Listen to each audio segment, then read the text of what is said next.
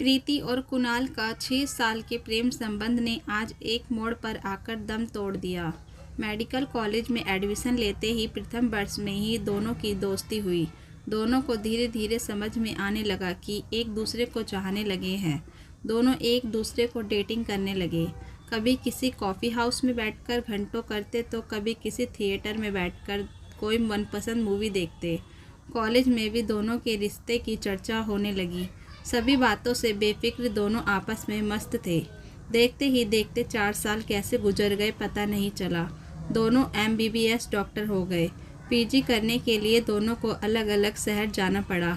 दोनों एक दूसरे को बहुत मिस करने लगे। फिर भी छुट्टियों में कभी कभी दोनों एक दूसरे से मिल लेते और घंटों बैठकर बात करते। आखिर में दोनों को यह फैसला किया कि एक ही शहर में कोई हॉस्पिटल ज्वाइन करेंगे। आखिर में दोनों ने दिल्ली का एक हॉस्पिटल ज्वाइन किया।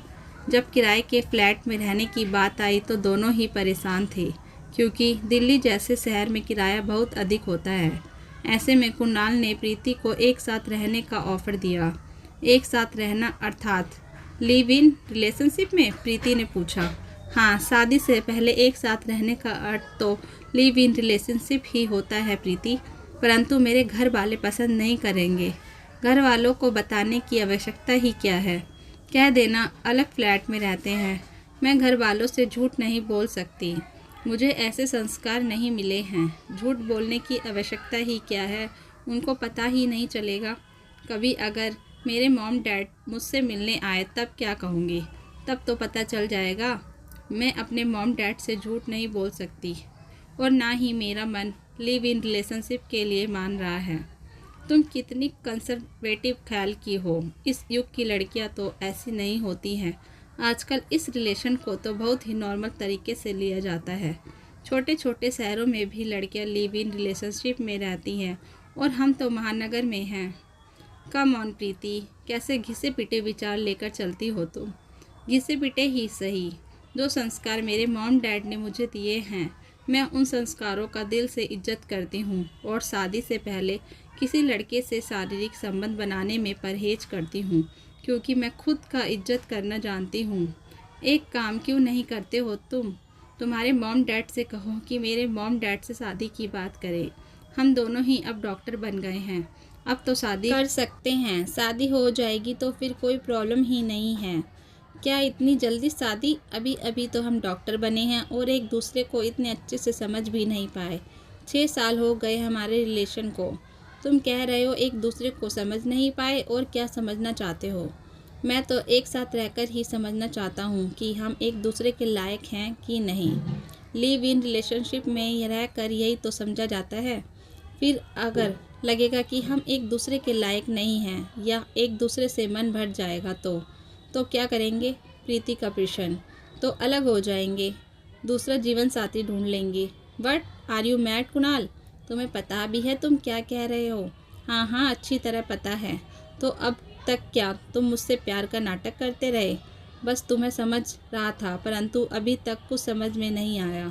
तो एक साथ रहने में समझ में आ जाएगा तुम्हें। तुम ये क्यों नहीं कहते कि तुम मुझसे शारीरिक संबंध बनाना चाहते हो, इसलिए एक साथ रहना चाहते हो, परंतु शादी नहीं करना चाहते, शादी करके जिम्मेदारी नहीं उठाना चाहते। इसे एक्सप्लॉयटेशन कहते हैं और मैं जानबूझकर खुद को एक्सप्लॉइट होने नहीं दे सकती। मेरे संस्कार और मेरा एजुकेशन इस बात की इजाज़त नहीं देता। हाँ, यही समझ लो। किसी लड़के को अच्छे से जाने बिना उसकी जिम्मेदारी नहीं उठा सकता। तुम लड़के लोग हम लड़कियों को क्या समझते हो? केवल खिलौना? क्या हमारा कोई मन नहीं है, कोई भावना नहीं है? हमारा समाज इतना शिक्षित हो गया, परंतु अभी भी स्त्रियों को लेकर उनकी मानसिकता नहीं बदली। स्त्रियों को भोग्य समझना तुम जैसों की मानसिकता है।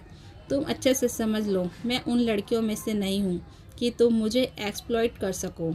मैं तुम्हें अपना दोस्त समझती रही, परंतु तुम तो आस्तीन का सांप निकले।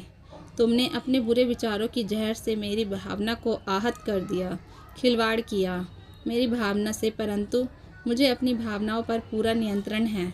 मॉम डैड ने मुझे बचपन से यह शिक्षा दी है। मुझे लड़की होने पर गर्व है, हीन भावना नहीं है मुझ में। अच्छा हुआ ईश्वर ने मुझे लड़की बनाकर जन्म दिया, वरना तुम्हारी जैसी सोच वाला लड़का बनकर जन्म लेने से मुझे अफसोस होता। खैर, जन्म से कोई बुरा नहीं होता, परवरिश में कोई कमी रह जाती है, तभी तुम जैसे लोग दिशाहीन भागते हैं। Good boy. अब मैं चलती हूँ और अपने शहर का कोई हॉस्पिटल ज्वाइन करूँगी। बहुत दृढ़ता से निर्णय लेकर प्रीति ने आगे कदम बढ़ा दिए और वह मन ही मन सोचने लगी, थैंक्स मॉम डैड, आप लोगों ने मुझे इतने अच्छे संस्कार दिए, इसके लिए दिल से आभार।